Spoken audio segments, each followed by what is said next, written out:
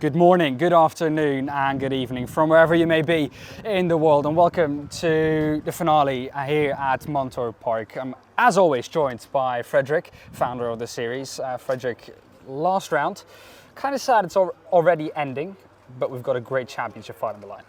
Nice to have you here, Dan. Yes, we are very sad actually. It's been a long journey getting into this championship, building cars, starting a championship, but to be the last race weekend, what are we going to do on Monday? Yeah. What are we going to do? So yeah, mixed emotions, obviously sad it's ending, but it's been so far extremely great, and we're looking forward to tomorrow and Saturday, the title fight now.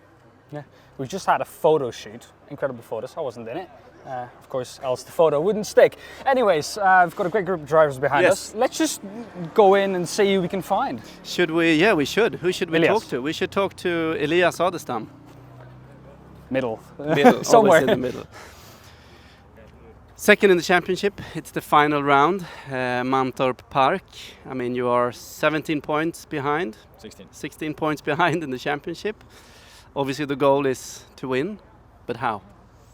Be fast and don't make any mistakes. It's all I can do. It's a big gap. I have to have some bit of luck with me, with Linus being not finishing or finishing somewhere down in some of the races, but I think I can do it if I just keep it clean and do what I did in Knutstorp. I think I did a very good weekend there, so hopefully we can continue with that this weekend as well. So obviously you are Swedish, we are on Swedish ground, Mantorp Park. Have you raced here before? Yes, I actually, 2021, I lost the win on the last lap, which is my most recent memory here, so I'll try to rectify that this time, but yeah, I have. Okay, so not very good memories then. Well, let's see if it's different this time.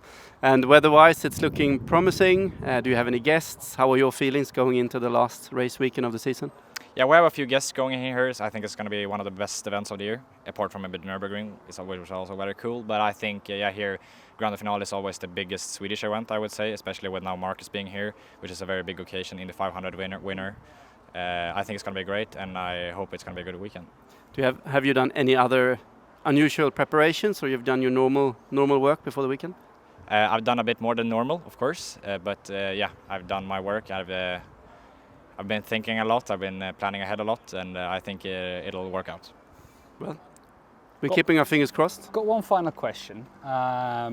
You got a penalty the first weekend in the second race at Falkenberg. You got a penalty at Gelleråsen. Wouldn't that have happened? You feel you would have been in a different position? Well, you can always say that, but also wouldn't know, like the butterfly effect, what would happen otherwise. I mean, I could have been thinking completely differently throughout the season if that wasn't the case. So I think you can't really say that we're here in this position now because of things that had happened, and I think we can never know for sure. So I don't really think you can say that. Of course, 20 seconds, like losing, I think it was 10 positions, and also in Gelleråsen I lost 10 positions after flag. I mean, it's a lot of points, but I don't think that would be the reason why I lost, per se. Okay, thank you. Thank you. Well, good luck for the weekend. We'll let you go. So They've all vanished. They've all vanished. Somehow. I mean, we started talking and they all vanished. Yes. We need to talk about the title fight. I mean, what are we up to? It's the final race weekend of the season. 2 races, 30 points. We have the qualifying points as well. Yes. So 64 points up for grabs for the weekend. 5 drivers can mathematically win the championship, which is pretty good. Obviously, the top 3 are the most likely ones to manage from a points perspective.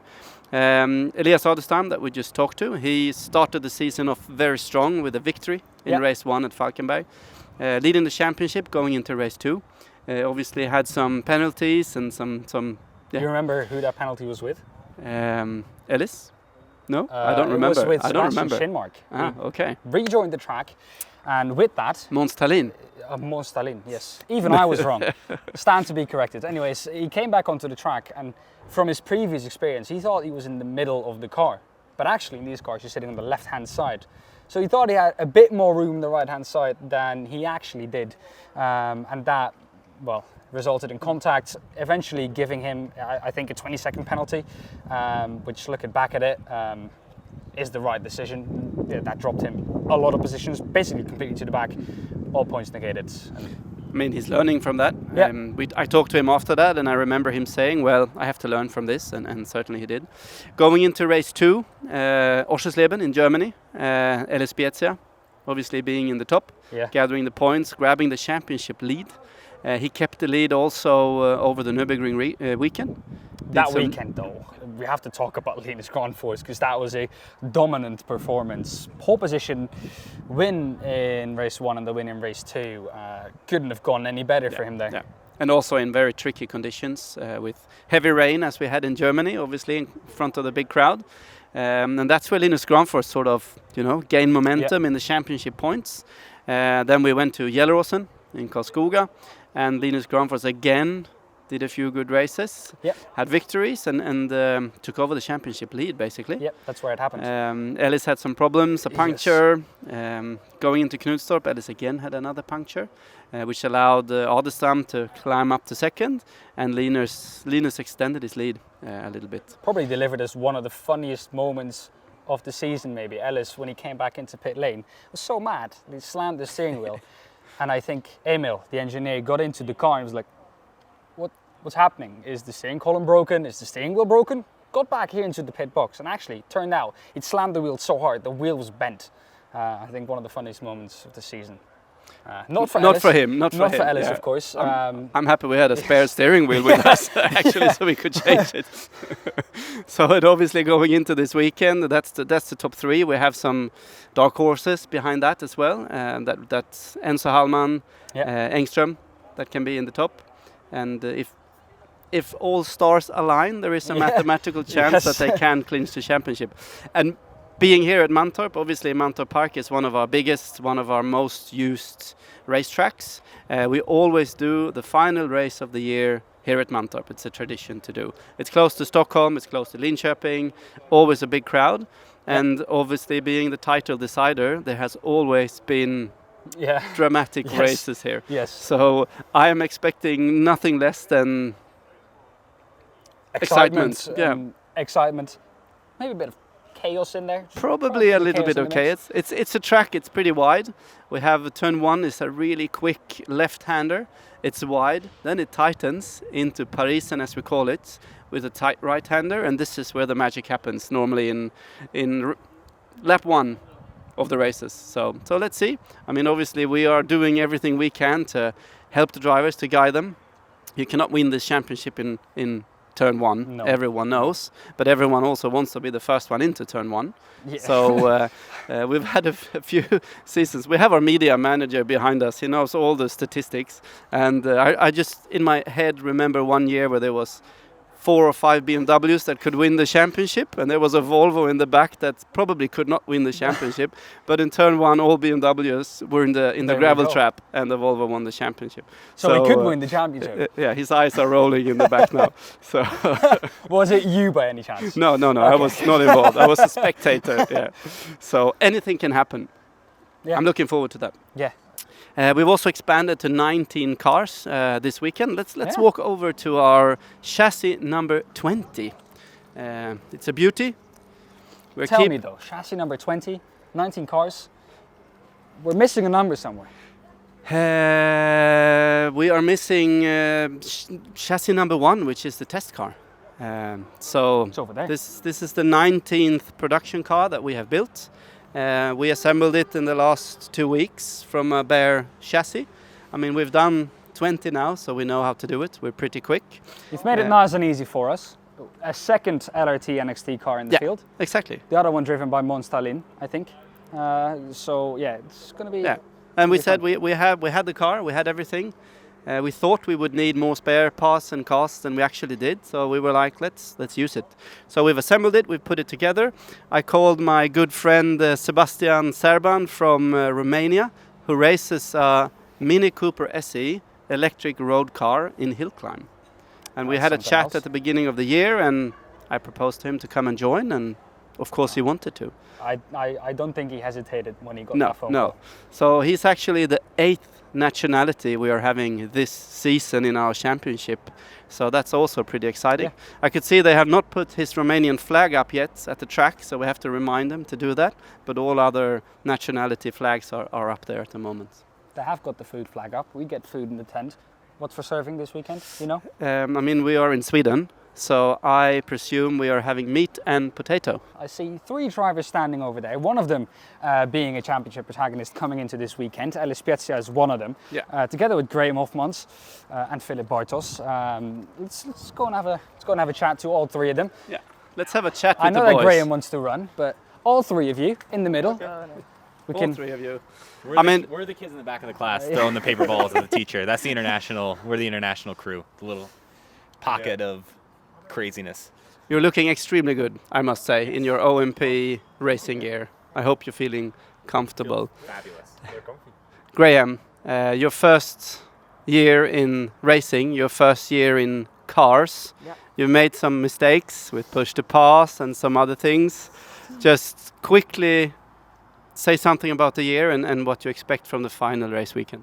I think it was very fun and very exciting to drive the NXT Gen Cup, and I think I think it's also going to be exciting for the last race. Everyone gonna push and everyone is going to fair racing, so I hope. And when the race is over, will you miss this? Yes. So maybe next year I come back. We hope so. Go, We that's definitely hope so. Yeah. And Philip, I talked to your dad. He said to me that you have to join again next year. Yeah. And how has it been for you so far? Well, I think it was amazing. The first ever season sitting in car, so I think it was perfect. I gained a lot of experience. So I'm really looking forward to the next year. And the 2 races on Saturday, what's your goal? I'm currently fighting for the P18 with Luis, so I'm really hoping I'll beat her by the end of the weekend. That's a good plan. And you? What are you fighting for? P5 from my engineer back in Holland. So Okay, we're keeping our fingers crossed. Yeah. This guy, he's in the championship fight for real. Obviously 3rd position, not where you want to be. We've had a few discussions after Knutstorp, and do you have a plan? Yeah, I think it's exciting coming into this weekend. We've had a phenomenal year. Everything's run flawlessly from the organization side. I think considering it's the first time these cars have touched a circuit in a championship format, and to get to go with DTM, it was incredible. But I'm excited for this weekend. I got nothing to preserve, nothing to defend. We're absolutely on the offensive. 110%. The gloves are off. So I know who I have to race this weekend, and I think come Saturday when we line up for that first race, they're going to realize how much more they have to lose than I do on that grid. I can see a number 1 on your car for various reasons. We'll just leave it at that. Yeah. We'll just leave it at that. So we talked a little bit earlier about this track, so Mantorp. The final race of the Swedish racing scene has always been here, and there has been a lot of drama. And people far back in the championship has won it. So I mean, it's 64 points up for grabs. You are 20-something behind. So there's still some work to do. Yeah, it's anything with touring car racing especially. We know how volatile this style of driving can be. And I think it's awesome the first time that there was a real preseason test with some of the drivers was here at the end of last year. So to come back with a full grid, full championship, super tight in points, I think it's going to be really exciting. And it sounds like we're going to have a good crowd this weekend as well. So we'll put on a show for them. And I think, whatever the outcome is for me this weekend, my goal is to just remind everyone that's watching why we led the championship the way we did in the first half, despite some unfortunate situations in the second half. Well, we are keeping our fingers crossed for every one of you. We are not on anyone's side. We want good races and good excitement. Good luck. Thank you. Stay safe. Drive safe. Take care of our beauties. Yeah. Johan, we need to ask you. Come in. He's always standing behind the camera. Yeah, he's always It's behind time the for camera. a change. Enjoy being behind the camera. Johan is our media manager, obviously helping us with everything media related. The highlight of the NXT Gen Cup season so far. The close racing, definitely. I think a lot of people have had doubts on the format, the type of cars, the electric junior racing, but I think we've really shown that it's been a very strong season. Fantastic races, 3 cars wide, battles utilizing the push-to-pass system. That's been really exciting as well. So I mean, it's really delivering on all points, and I'm really excited to see where we can go next year as well. You obviously know all statistics of all races in touring car in Sweden. You do.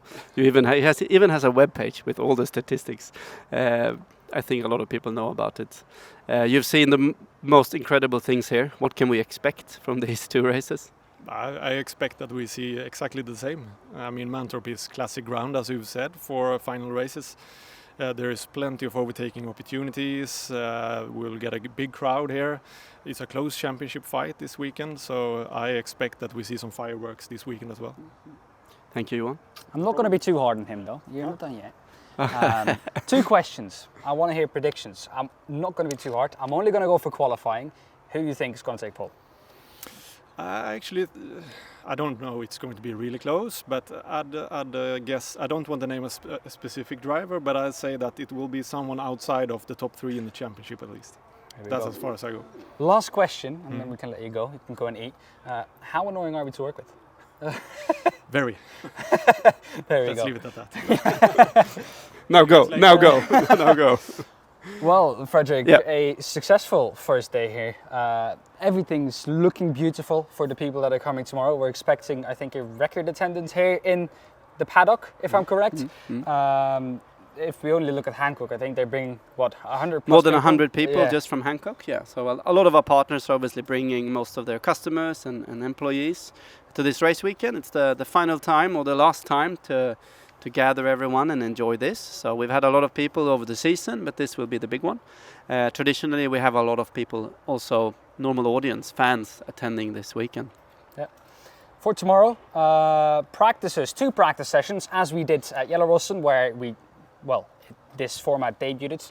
And then, of course, it's Knutstorp as well. 2 practice sessions, which will give the drivers a bit more time to get to know the track, especially drivers that has never been here. So that's going to be interesting. The qualifying and everything is live to follow on the live timing that we'll post on Instagram and all of our different social media channels. So I think it's time to round up this paddock walk here, day 1 at Mantorp Park. Thank you all very much for watching. Fredrik, thank you very much. We've only had 1 microphone today. Thank you, Dan. But yeah, We've done good. We've done good. We did our best. And Renners is doing a good job behind the camera as well. I think always. it's time for food now. Thanks for watching, and make sure you follow us over the weekend.